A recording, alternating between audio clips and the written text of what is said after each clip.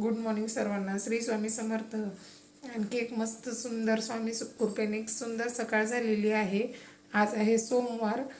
दिदू मनूची शाळा आहे आणि मला पण आज ड्युटीला जायचं आहे. तर चला आपण पहिले घरातली कामं आवरूया, कारण की सकाळी सकाळी खूप गडबड होते. मी इथे ब्रश करता करताच टी व्ही वगैरे सगळं पुसून घेत होती, कारण की बऱ्याचदा असं व्यवस्थित पुसायला वेळ मिळत नाही आणि रोजच्या रोज वरचेवर असा कपडा मारत राहिलं तर जास्त धूळ पण येत नाही. त्यामुळे मग मी इथे खाली होम थिएटर आहे, होम थिएटर आणि टी व्ही हे पुसून घेतलं. त्यानंतर किचनमधला फ्रीजही पुसून घेतला होता. असं रोजच्या रोज थोडं पुसत राहिलं की मग जास्त कामाचा लोड येत नाही. त्यामुळे मी तेच करते. रोज आपलं सकाळी उठले की ब्रश करता करता करता करता जितकं आपल्याला वस्तू समोर दिसतात तेवढं धूळ साफ करते, जेणेकरून टेबलवर बऱ्याचदा खूप जास्त धूळ जमा होते, कारण की आपल्या खिडक्या वगैरे उघड्या असतात तर हवेसोबत धूळ पण येते. माझी अंघोळ झालेली आहे आणि मी इथे आता बटाट्याची भाजी करते. तयारी वगैरे मी काही केलेली नाही आहे. तयारी मी जेव्हा निघेल ना कामाला जाताना तेव्हाच करेल, कारण की आता परत कामं वगैरे करताना परत आपला चेहरा तसाच होतो. मग परत एकदा पाण्याने धुवा. इतका सकाळी अजिबात वेळ नसतो, तर त्याच्यामुळे मी आता जे काही तयारी करायची, केस वगैरे विंचरायचे ते निघतानाच विचारणार आहे. तर इथे मी बटाट्याची भाजी करते. बटाटे वगैरे आधी चिरून घेते, कारण की तसं तर बटाट्याची भाजी साहेबांना तेवढी आवडत नाही. पण आता नाईलाज आहे, दुसरे काही ऑप्शन नाही माझ्याकडे, त्यामुळे मग बटाट्याचीच भाजी करते. एक दिवस त्यांना पण ॲडजस्ट करायला आपण. तेलामध्ये मोहरी आणि कढीपत्ता टाकलेला आहे. आता हे बारीक चिरलेले कांदे टाकून घेते. कांदा आपला थोडासा लालसर झाल्यानंतर मी हा लसूण आहे ना असा बारीक चिरून टाकलेला आहे. आणि आता लसूण जेव्हा आपला व्यवस्थित थोडासा परतून झाला का 1 मिनिटभर, मग मी हा टोमॅटो टाकणार आहे, कारण की मला बटाट्याच्या भाजीमध्ये टोमॅटोचा असा आंबटपणा जरा आवडतो. त्यामुळे टोमॅटो थोडा जास्त घेतलेला आहे मी, कांद्यापेक्षाही टोमॅटो जास्त आहे. टमाटे असे व्यवस्थित एकजीव झाले का मस्त बघा किती तेल सुटायला लागले आतापासूनच भाजीला. आणि टमाटे व्यवस्थित म्हणजे फ्राय होऊन गेले. त्याच्यानंतर मी लाल मिरची टाकते, हळद टाकते चिमूटभर आणि थोडीशी धने पावडर. तुम्हाला मसालाही आवडत असेल तर मसालाही टाका, मी लाल मिरची टाकलेली आहे फक्त. तर परत हे 2 मिनिटं चांगलं शिजू द्यायचं, व्यवस्थित परतून घ्यायचं. मसाला आपला छान असा परतला गेला पाहिजे. आणि जसं सगळं परतून झालं का मग लगेच ह्या बटाट्याच्या फोडी, ज्यांना मी बराच वेळ झालं पाण्यामध्ये टाकलेलं आहे. खूप जण साल काढून टाकतात, पण आम्हाला म्हणजे सालेसकट पण आवडतं, त्याच्यामुळे कधीतरी साल काढून टाकायची, कधीतरी राहू द्यायची. आता व्यवस्थित मिक्स करून घेते.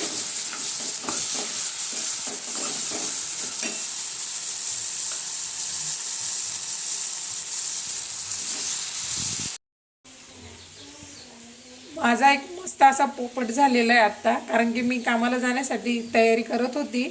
आणि आज आमच्या समोरच्या ज्या फ्लॅटमधला जो दादा आहे तर त्याचं आज लग्न आहे. तर त्या मावशी आत्ता आल्या होत्या जरा वेळापूर्वी आणि त्या सांगून गेल्या निमंत्रण. म्हणजे तसं तर त्यांनी लग्नपत्रिका 2 दिवसापूर्वीच दिलेली होती, पण मला वाटलं होतं की मी म्हणजे माझं जाणं काही शक्य होणार नाही, गेले तर साहेब जाऊन येतील.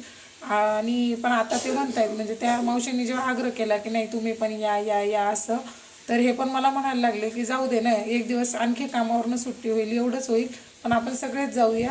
आणि लग्न मस्त आळंदीला आहे, तर तसं जमलं तर आळंदीला दर्शनालाही जाऊया, नाही तर मग लग्नातच, म्हणजे जसा वेळ मिळतो त्यानुसार बघायचं आहे. तर त्यामुळे आता आणि पोरांचं तर तुम्हाला माहिती आहे, शाळा बुडवून कुठं फिरायला जायचं म्हटलं की पोरं एका पायावर तयार असतात. त्यामुळे पोरांनी सगळं काही म्हणजे लग्नाला जायची जास्त तयारी केली. तर चला आपण आज लग्नाला जाऊया. इथे बघा बटाट्याची भाजी जवळजवळ शिजून गेलेली होती माझी, म्हणजे भाजीचं एक हे झालं, कणिक पण मळून झालेलं होतं. आणि आता मध्येच लग्नाला जायचं निघालं. मग हे म्हणताय की आता स्वयंपाक काही परत बनवू नको, फक्त 1-2-3 चपात्या बनव, कारण की नाश्ता करून जाऊया म्हणून सनी, आणि लग्नाला आधी जाऊ. आम्ही लग्नाच्या हॉलवर पोहोचलो आणि लग्न लागायला बराच वेळ होता. त्यामुळे मनूचे पप्पा फार कंटाळले. ते म्हटले की आता आपण आळंदीत आलेलो आहे तर आळंदीत जाऊया. तर मग आम्ही इथे आधी जेवण केलं, आधी पोटोबा केलं आणि मग गेलो विठोबाला भेटायला. आजूबाजूचा परिसर दाखवते. तर आम्ही गेलो तो संत ज्ञानेश्वर महाराजांनी वयाच्या 21व्या वर्षी जिवंत समाधी घेतलेल्या संत ज्ञानेश्वर महाराज संजीवनी समाधी मंदिर येथे. तर तिथे 1218 साली संत तुकाराम महाराजांनी, संत ज्ञानेश्वर महाराजांनी जिवंत समाधी घेतली होती. ह्या मंदिराची स्थापना 1540 ते 1570 या कालावधीमध्ये झालेली होती आणि अतिशय सुंदर असं इथे मंदिर आहे. अजानबागसुद्धा आम्ही बघितली. ह्या अजानबागेमध्ये अनेक लोक आम्हाला ज्ञानेश्वरी वाचताना भेटली आणि हे आहे इथे सुवर्ण पिंपळ वृक्ष. इतकं सुंदर आणि इतकी छान अशी छोटी छोटी मंदिरं होती आजूबाजूला. तर आम्ही या सर्व मंदिरांचे दर्शन वगैरे घेतले आणि खूप मनाला प्रसन्न वाटत होतं. कारण की बऱ्याच दिवसानंतर म्हणजे असं आळंदीला दर्शन येण्याची वेळ आलेली होती. खूप छान आणि समाधान वाटत होतं आणि इथे विठ्ठल रुक्माईच्या मूर्तीचंही आम्ही दर्शन घेतलेलं आहे. राम लक्ष्मण आणि सीता मंदिराचे दर्शन घेतले. त्यानंतर बाहेर आल्यावर बघा इतके सुंदर असे इथे भिंतीचित्र आहेत. त्यानंतर इथेही आम्ही भरपूर असे फोटोशूट केला.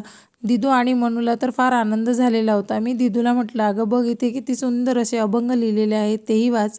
आणि मंदिराचा परिसर इतका सुंदर होता. मंदिराच्या अवतीभोवती बरीच अशी छोटी छोटी मंदिरं होती. हे बघा इथे गणपतीचं मंदिर आहे आणि हा एक सुंदर असा इथे दीपस्तंभ आहे. मग दीपस्तंभाचेही आम्ही दर्शन घेतले. त्यानंतर इथे गरुड मंदिर आहे, गरुड मंदिराचंही दर्शन घेतलं. त्यानंतर परत गणपतीचं मंदिर होतं. म्हणजे अनेक अशी छोटी छोटी मंदिरं आम्हाला लागली. इथेही मी दिदू मनूला मंदिर घेतलं, दर्शन घ्यायला लावलं. आणि त्यानंतर बाहेर आल्यानंतर इथे श्रीमंत नवशा गणपतीचं मंदिर आहे. तिथेही आम्ही सर्वांनी खूप मनोभावे असं दर्शन घेतलं. आणि दर्शन घेतल्याच्या नंतर तुम्ही बघा किती गर्दी आहे, किती सुंदर आणि मनमोहक असं मंदिर आहे. तर मीही इथे परत गणपती बाप्पाचंही दर्शन घेतलं आणि आम्ही लागलो पुढच्या प्रवासाला. त्यानंतर आम्ही इथे आलो होतो इंद्रायणी नदीच्या काठावर. तर इंद्रायणी नदीच्या काठाकडे जाताना इथेही एक मंदिर आहे, पण हे मंदिर बंद होतं. तर त्यामुळे आम्हाला बाहेरूनच दर्शन घ्यावे लागले आणि त्यानंतर आम्ही गेलो इंद्रायणी नदीकडे. तर हे बघा किती सुंदर आणि नितळ स्वच्छ असं पाणी आहे. तर इंद्रायणी नदीचं दर्शन घेतल्याच्या नंतर दर्शन घेतलं आणि इथे बघा दिदू मनू किती मस्त खेळत होते. तर आम्ही सर्वांनी इथे दर्शन घेतलं, जरा वेळ बसलो. फार शांत, गार आणि अगदी मनाला समाधान वाटत होतं. दिदू मनूचं खेळून झाल्याच्या नंतर आम्ही इथून पुढे परत इंद्रायणी नदीच्याच काठावर सगळं असं सुंदर दृश्य बघत बघत बघत गेलो. इथे बोटिंगही आहे, पण आम्ही गेलो त्यावेळी बोटिंग बंद होती. तिथून पुढे आम्ही गेलो संत तुकाराम महाराजांनी वैकुंठ गमन ज्या ठिकाणी गेलो होतो त्या स्थानावर. आणि तेथेही बघा आम्हाला सुरुवातीलाच इथे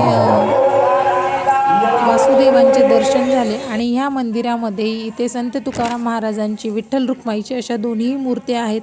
अतिशय सुंदर आणि अतिशय छान असं हेही मंदिर आहे. आणि इथे संत तुकाराम महाराजांच्या जीवन प्रवासातले काही महत्त्वाचे क्षणांचं भिंतीचित्र काढण्यात आलेलं आहे.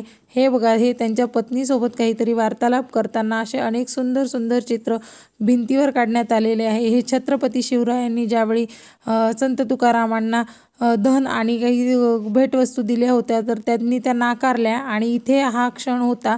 तर ज्यावेळी संत तुकाराम महाराज यांनी वैकुंठ गमनाला गेले होते, तर त्यावेळी गरुड त्यांना घेऊन जाताना आहे. असे खूप सुंदर त्यांच्या आयुष्यातले महत्त्वाचे प्रसंग या भित्तिचित्रावर काढण्यात आलेले आहेत. आणि हे बघितल्यानंतर तर फार छान वाटायला लागलेलं होतं, मनाला अगदीच समाधान वाटत होतं. हे बघा इथे त्यांच्या पत्नीसोबत ते जेवण करताना आहे. अशा अनेक असे इथे भिंतीचित्र आहेत, जे आम्हाला बघितल्यावर खूप बरं वाटलं. ज्यावेळी आपण अशा मंदिरांमध्ये जातो तर त्या ठिकाणी काहीतरी छान अशी माहिती मिळते. आणि संत तुकाराम महाराजांचा एक अभंग सर्वांनाच माहिती असेल. आम्ही जातो आमुच्या गावा, आमचा रामराम घ्यावा, आजवर होतो तुमच्या गावी, आता कृपा असू द्यावी, आता कसले येणे जाणे, सहज खुटले बोलणे, रामकृष्ण विठ्ठल बोला, तुका म्हणे तुका गेला वैकुंठाला. असं म्हणत म्हणत इथूनच या स्थानावरनं संत तुकाराम महाराजांनी वैकुंठ गमन केलेलं होतं. आणि हे बघा, हे आहे प्रशस्त मोठं असं नांदुरकी वृक्ष, ज्या नांदुरकी वृक्षाच्याच खालून त्यांनी वैकुंठ गमन केलेलं होतं. अतिशय सुंदर आणि प्रशस्त असं हे स्थान आहे. आणि त्यानंतर आम्ही पोहोचलो धर्मवीर श्री छत्रपती संभाजी महाराज श्री क्षेत्र तुळापूर येथे. इथे छत्रपती संभाजी महाराजांनी समाधी घेतलेली होती. 14 मे 1657 रोजी पुरंदर किल्ल्यावर छत्रपती संभाजी महाराजांचा जन्म झालेला होता. आणि वयाच्या अगदी कमी वयातच त्यांनी आपल्या आईला गमावलेलं होतं आणि त्यानंतरही जीवनामध्ये अगदी कठीण अशा प्रसंगांना तोंड दिलेलं होतं. तर त्या सर्वांची जाणीव खूप इथे झाली. श्री स्वामी समर्थ सर्वांना. आज आम्ही आलेलो होतो छत्रपती संभाजी महाराजांची समाधी तुळापूर येथे. तर चला मी ही तुम्हालाही दाखवते आणि किती पावित्र्य असं किती सुंदर इतकं स्थान आहे हे. इथे या कर्मभूमीवर पाय ठेवल्याच्या नंतर जाणवतं की स्वराज्यासाठी बलिदान देणाऱ्या छत्रपती संभाजी महाराजांचे बलिदान किती मोठं होतं आणि त्यांचं कार्य किती मोठं होतं. कारण की ज्यावेळी इथे पाय ठेवाल तर तुम्हाला त्या स्वराज्यातल्या जेवढे जे मावळे होते त्यांनी आपलं रक्त देऊन आपल्याला हे स्वराज्य मिळवून दिलं आणि ते टिकवून ठेवलं. आणि ते टिकवून ठेवण्यासाठी त्यांनी जे काही बलिदान दिलं तर त्या बलिदानाची जाणीव होईल, ते पावित्र्य तुमच्यापर्यंत पोहोचेल. तर चला मी तुम्हालाही दाखवते.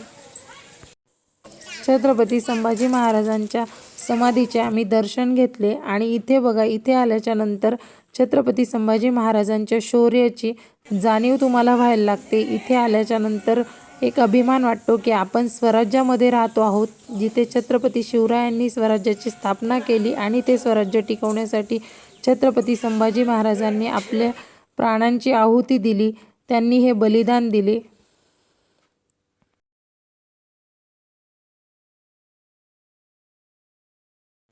छत्रपती संभाजी महाराजांच्या समाधीच्या शेजारी इथे हे श्री संगमेश्वर मंदिर आहे आणि हे शिवशंकराचं मंदिर आहे. अतिशय प्राचीन असं मंदिर आहे आणि खूप छान सुंदर अशी प्रशस्त मोकळी जागा आहे. बाहेरचं वातावरणही खूप सुंदर होतं. आम्ही इथे आल्याच्या नंतर मग दर्शन घेतलं.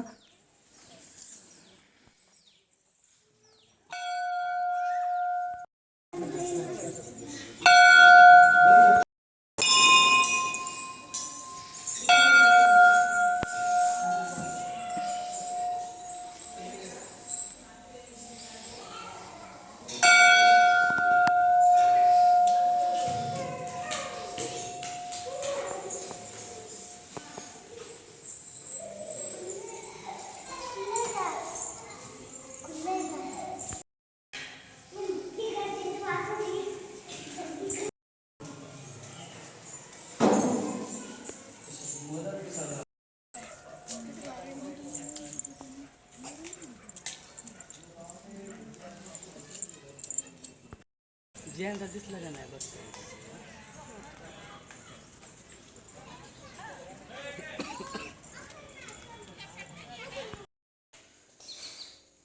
कधी कधी आपल्या आयुष्यात असा दिवस येतो की आपण ठरवतो काही आणि घडतं काही. आजचा दिवस माझा असाच काहीसा गेलेला आहे. बघा, सकाळी कंपनीत जाण्यासाठी तयार झालेली होती. त्यानंतर समोरच्या मावशींच्या मुलाचं लग्न आहे, तर त्या येऊन म्हटल्या की नाही तुम्हाला यावं लागेल. मग कंपनीतलं काम राहू दिलं आणि म्हटलं आता शेजार धर्म आहे, तर लग्नात जायसाठी तयार झाली आणि मस्तपैकी असं रेडी होऊन लग्नात पण पोहोचलो. तिथे आम्ही लग्नात गेलो तर जवळजवळ 2:45 वाजेपर्यंत थांबलो, पण लग्न काही लागलंच नाही कारण लग्न लागायला वेळ होता. दुपारचा त्यांनी 2:30चा टाईम ठेवला होता, पण तुम्हाला माहिती आहे आजकाल कुठलंच लग्न वेळेवर लागत नाही.